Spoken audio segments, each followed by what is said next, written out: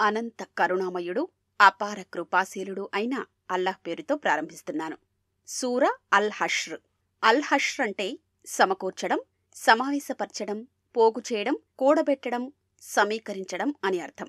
ఈ 10 మదీనా సూరాలలో ఇది మూడవది. 3వ హిజ్రీలో ఉహూద్ యుద్ధంలో ముస్లింలకు కొంత పరాభవం కలిగినందుకు బనూ నదీర్ తెగవారు ముస్లింలతో చేసుకున్న ఒప్పందాన్ని తెంపుకొని మక్కా ముష్రిక్ ఖురైష్లతో మైత్రి చేసుకుని విశ్వాసఘాతుకం చేసినందుకు వారిని రబీఉల్ అవ్వల్ 4వ హిజ్రీలో మదీనా మునవ్వరా నుండి వెడలగొట్టిన విషయం పేర్కొనబడింది. సమాజపు కొన్ని ముఖ్యాంశాలు ఇందులో వివరించబడ్డాయి. దీని పేరు 2వ ఆయత్లో ఉంది. బనూ నదీర్ తెగవారిని గురించి ఈ సూరా అవతరింపజేయబడింది. కాబట్టి ఈ సూరాను అన్నదీర్ అని కూడా పిలువబడుతుంది. వారిలో చాలా మంది సిరియాకు వెళ్లిపోయారు. 2 కుటుంబాల వారు మాత్రమే ఖైబర్కు పోయారు. విశ్వాసులు తాము సత్యసంధులై దైవభీతి పరులైతే సంఖ్యలో, ధన సంపత్తులలో మరియు యుద్ధ సామాగ్రిలో తక్కువ ఉన్నా సరే సర్వశక్తిమంతుడు, మహావివేకవంతుడు అయిన అల్లాహ్ సుబ్హానవతాలా వారికి తప్పక సహాయం చేస్తాడని నమ్మాలి. ఈ సూరాలో 24 ఆయతులు ఉన్నాయి.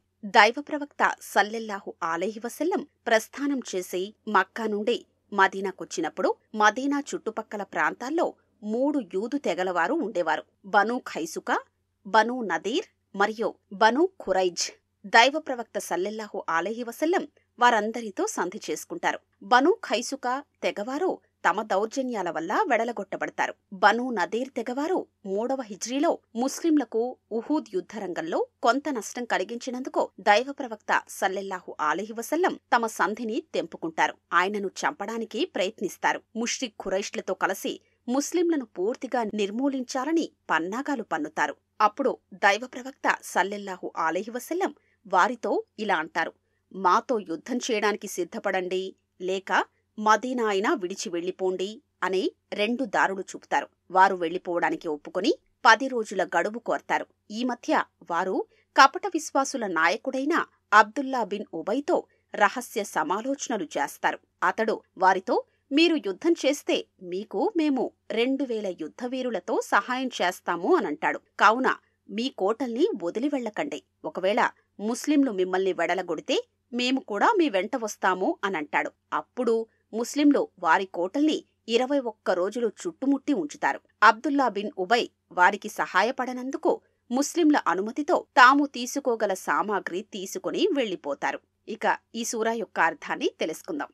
ఆకాశాలలోనున్న సమస్తము మరియు భూమిలోనున్న సమస్తము అల్లాహ్ పవిత్రతను కొనియాడుతూ ఉంటాయి. మరియు ఆయనే సర్వశక్తిమంతుడు, మహావివేకవంతుడు.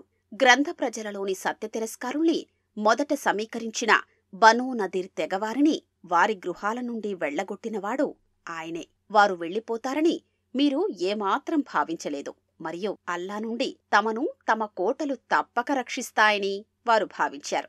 కాని అల్లా శిక్ష వారు ఊహించని వైపు నుండి వారిపై వచ్చిపడింది.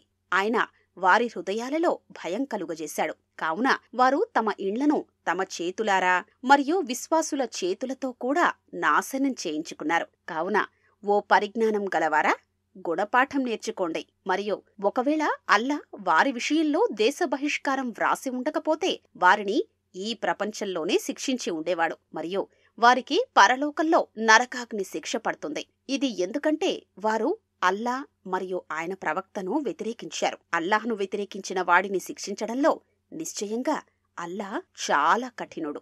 ఓ విశ్వాసులారా, మీరు ఏ ఖర్జూరపు చెట్లను నరికేశారో లేక ఏ ఖర్జూరపు చెట్లను వాటి వేళ్లమీద నిలబడేలా వదిలిపెట్టారో అంతా అల్లాహ్ ఆజ్ఞతోనే జరిగింది. మరియు ఇదంతా అవిధేయుల్ని అవమానించడానికి జరిగిన విషయం. మరియు అల్లా తన ప్రవక్తకు వారి నుండి ఇప్పించిన ఫైఆ కొరకు మీరు గుర్రాల్ని గాని ఒంటెల్ని గాని పరిగెత్తించలేదు. కాని అల్లా తాను కోరిన వారిపై తన సందేశహరునికి ఆధిక్యతనొసంగుతాడు. మరియు అల్లా ప్రతిదీ చేయగల సమర్థుడు. ఈ ఆయత్లో ఫైఉన్ అంటే శత్రువు యుద్ధానికి ముందే పారిపోయి వదిలే సామాగ్రిని ఫైఉన్ అంటారు. యుద్ధంలో విజయం పొందిన తరువాత దొరికే సామాగ్రిని మాలే గనీమత్ అంటారు. అల్లా తన ప్రవక్తకు ఆ నగరవాసుల నుండి ఇప్పించిన ఫయాలో అల్లాహ్కు మరియు ఆయన ప్రవక్తకు మరియు అతని దగ్గరి బంధువులకు మరియు అనాథలకు మరియు పేదలకు బాటసారులకు హక్కుంది. అది మీలో ధనవంతులైన వారి మధ్యనే తిరగకుండా ఉండడానికి ఇలా నిర్ణయించబడింది. ప్రవక్త మీకు ఇచ్చిన దాన్ని తీసుకోండి, మరియు అతను మీకు నిషేధించిన దానికి దూరంగా ఉండండి. అల్లా పట్ల భయభక్తులు కలిగి ఉండండి. నిశ్చయంగా అల్లా శిక్షించడంలో చాలా కఠినుడు. దానిలో నుండి కొంత భాగంపై తమ ఇండ్ల నుండి మరియు తమ ఆస్తిపాస్తుల నుండి వెడలగొట్టబడి వలస వచ్చిన ముహాజీర్ పేదవారిక్కూడా హక్కుంది. వారు అల్లాహ్ అనుగ్రహాన్ని మరియు ఆయన ప్రసన్నతను కోరుతున్నారు. వారు అల్లాహ్ మరియు ఆయన ప్రవక్తకు సహాయం చేస్తున్నారు. ఇలాంటివారు వీరే సత్యవంతులు. ఎవరైతే వలస వచ్చిన వారు రాకపూర్వమే విశ్వసించి వలస కేంద్రం మదీనాలో నివసిస్తూ ఉండేవారో వారికి కూడా ఇందులో హక్కుంది. వారు తమ వద్దకు వలస వచ్చిన వారిని ప్రేమిస్తారు, మరియు వలస వచ్చిన వారికి ఏది ఇవ్వబడినా దాని అవసరం తమకున్నట్లు భావించరు, మరియు తమకు అవసరం ఉన్నా వారికి తమ సొంత అవసరాల మీద ప్రాధాన్యతనిస్తారు. మరియు ఎవరైతే ఆత్మలోభం నుండి రక్షింపబడతారో అలాంటివారు వారే సాఫల్యం పొందేవారు.